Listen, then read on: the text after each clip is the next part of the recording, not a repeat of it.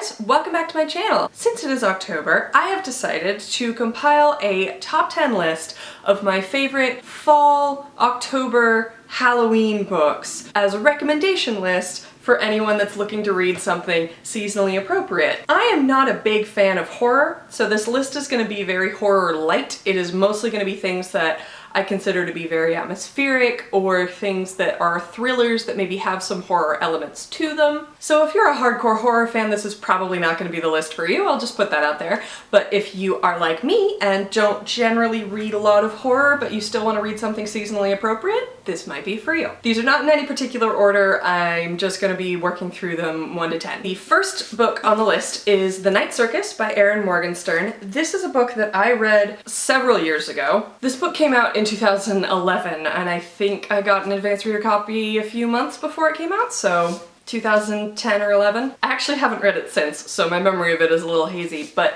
the thing that I love about The Night Circus, this is not a horror book, this is a fall, moody, atmospheric kind of book. This book is very light on plot, it is very heavy on beautiful descriptions. The plot, so to speak, of the novel is that there are these two magicians and they each have these apprentices, and the two apprentices are basically battling for magical superiority, and the battleground of their magical rivalry is this circus. It is called Le Cirque du Rêves. I don't know how to say that, I don't speak French. But it means the Circus of Dreams, and the entire circus is done in black and white. So basically it's about the relationship of the two apprentices and their struggles against each other with magic, and the absolutely phenomenal descriptions of the different tents in the circus. I thought that they were stunning. This is one of those that sort of took me by surprise. Obviously I didn't know anything about it because it wasn't out yet when I discovered it, but I picked it up, read about 5 pages, and then couldn't put it down until it was done. The next book that I have for you guys is a trilogy, actually. It finished a couple years ago, and the overarching series title is the Newsflesh trilogy, but the first book is called Feed, and then it is followed by Deadline and then by Blackout. And they are written by Mira Grant, which is the pen name for Seanan McGuire when Seanan McGuire is writing horror, basically. These books are technically shelved in horror. The reason I am including them, even though I'm not a huge fan of horror, is that I personally consider them more of like a political thriller. It's just that it also happens to take place 20 years after the zombie uprising. So it is a political thriller, and also there are zombies. This is not a series that messes around, despite the somewhat flippant introduction that I may have just given it.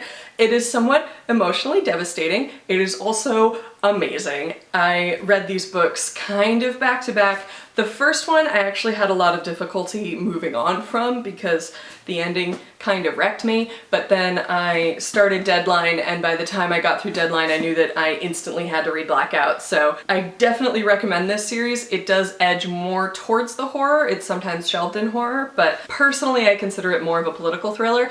The basic plot is about a team of political bloggers who are following a presidential hopeful on their campaign trail. Also, there are zombies. Next on here is one of my just favorite series, period. It's a YA series called The Shades of London by Maureen Johnson. The first book is The Name of the Star. It is then followed by The Madness Underneath, and then The Shadow Cabinet.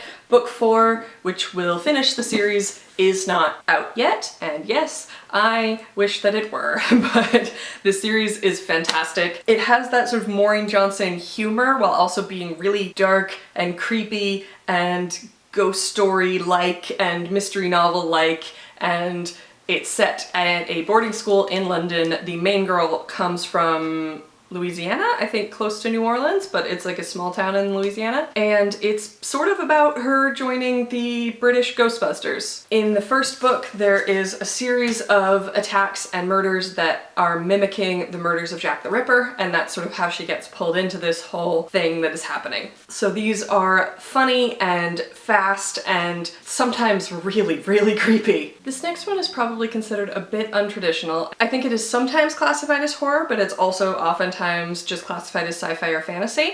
It is Warm Bodies by Isaac Marion. It had a movie come out a couple years ago, I think, so you may recognize this already. This was another book that I got as an advanced reader copy, so I read this a really long time ago, actually. I think about at the same time as The Night Circus, so 2010-11. And it's kind of funny. In case you don't know what it's about, the main character is named R. He is a zombie. He is somewhat cognizant, but his memory is slow, he doesn't really remember his name, and when he is around humans, he is overtaken by this like ravening hunger that makes even his limited speaking ability impossible. But of course he eats the brains of the boyfriend of this girl that he thinks is really cute, and he starts getting the memories of the boyfriend, and so he ends up sort of following her around. Anyway, it's a zombie romance story. It's a little weird, but I thought it was fun and cute and a sort of different take on the genre.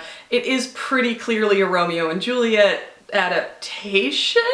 I don't even know if you can call that an adaptation, but I still thought it was fun and clever, and it's zombies in love, so it feels appropriate for the season. In the theme of zombie novels that have been or will be turned into films, the next one on here is The Forest of Hands and Teeth by Carrie Ryan.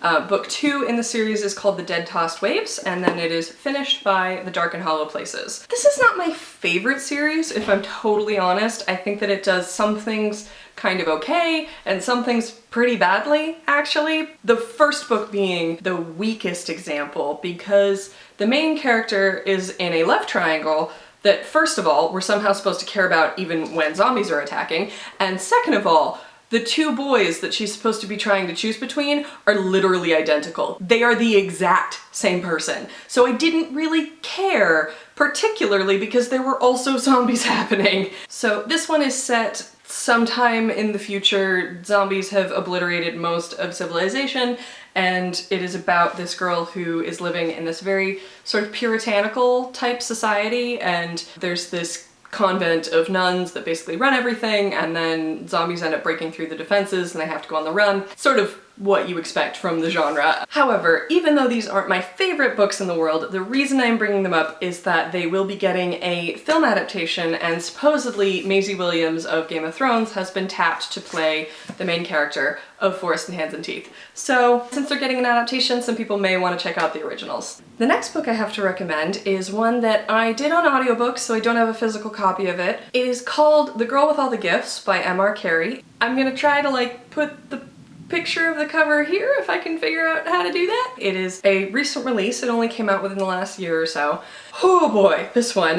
So it's kind of zombies, kind of in a similar way to Warm Bodies actually, where the main character is a girl named Melanie, and we realize pretty quickly that Melanie is essentially a zombie child. She is in a classroom of, I think, about 20 other zombie children, and they are being kept in a military base, and they are strapped into wheelchairs every morning and brought into the schoolroom, and then they are given lessons, and then they are brought back into their cells and locked up for the night, and that is their life, basically. It's, Even though it is zombies, I think for the most part it tends to fall more on the science fiction thriller side than it does on the horror side.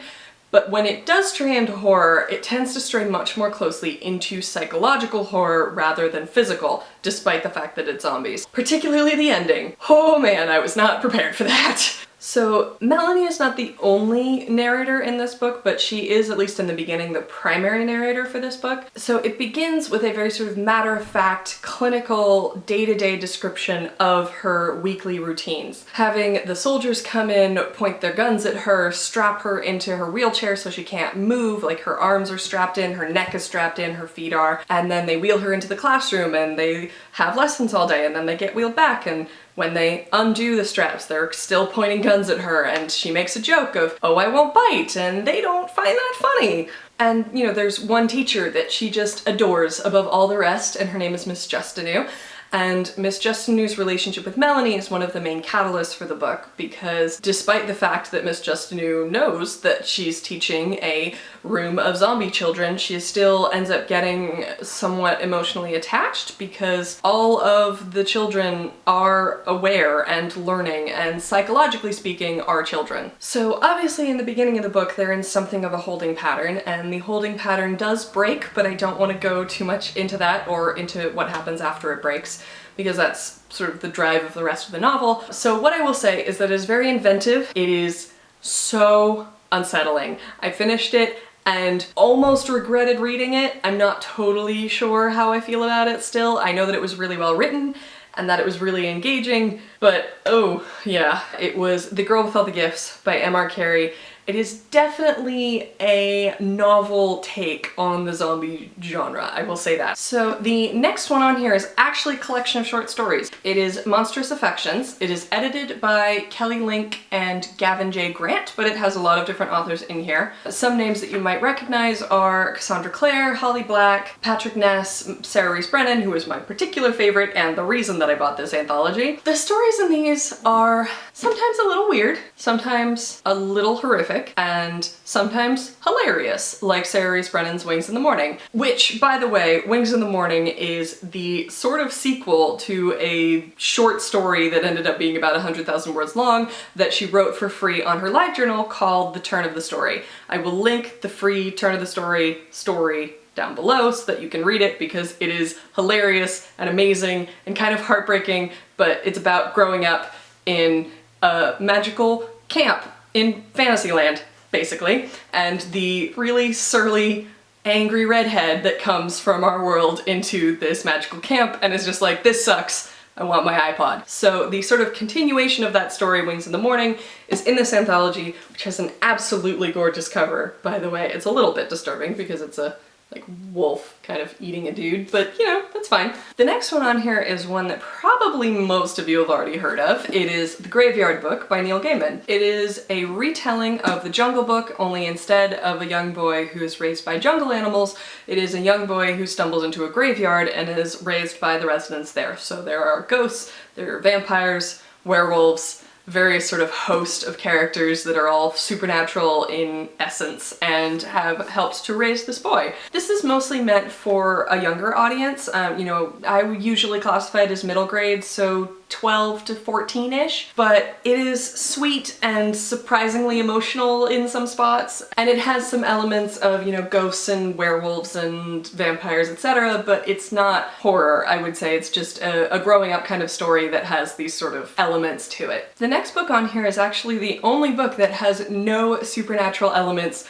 whatsoever on this list. It is 10 by Gretchen McNeil. This is a murder mystery thriller. It is a retelling slash homage to Agatha Christie's And Then There Were None. If you don't know what that story is, it is about 10 strangers that get invited out to an island, and while they are there, it turns out that all of them have committed some kind of crime that they have gotten away with. So over the course of the novel, they start slowly getting picked off one by one to the tune of this nursery rhyme that is kind of racist, so I'm not gonna recite it, but it leads to deaths in myriad creative and unsettling ways. So similarly, this is a book about a group of 10 teenagers who all go out to an island for a weekend house party in the middle of a storm. As you may have guessed from the description of Agatha Christie's And Then There Were None, the teens slowly start getting picked off one by one, and it is up to the main characters to figure out who is doing this and what motive do they have. So the final series that I have on this list is a series that unfortunately is not finished again, but it is the Diviners series by Libba Bray, followed by the sequel, Lair of Dreams. The Diviners is set in 1920s New York. It has a few different point of view characters, but technically you could say the main character is this girl named Evie. She lost her brother in the First World War, and she also has this ability to see the past of objects that she touches. So she has some psychic ability, and she ends up going to New York to live with her uncle, and she's kind of a party girl, but she also is dealing with a lot of grief and anger over the fact that her brother got killed in this war. And this was actually a fairly common theme in a lot of 1920s literature, is that a lot of people felt very disillusioned with the sort of old establishments of the time. And so there's definite threads of that, particularly because she lost her brother in the war. There's also threads about the spiritualist movement that occurred in the 1920s, which, again, because a lot of people had died, a lot of people had lost loved ones, which means that an interest in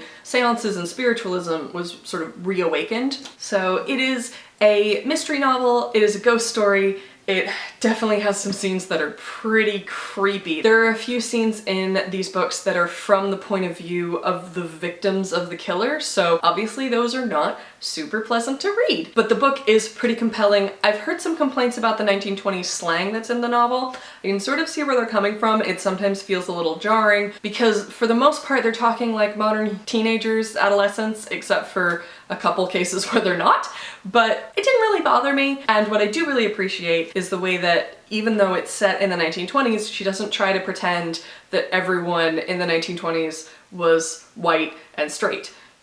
They were not. So that is it for my top 10 October, fall, Halloween recommendations list. I hope that you guys found some things on there that sound interesting to you. Let me know if you've read any of them or if you're planning on reading any of them in the comments below, and I will see you guys next time with another video. Thanks for watching, guys. Bye!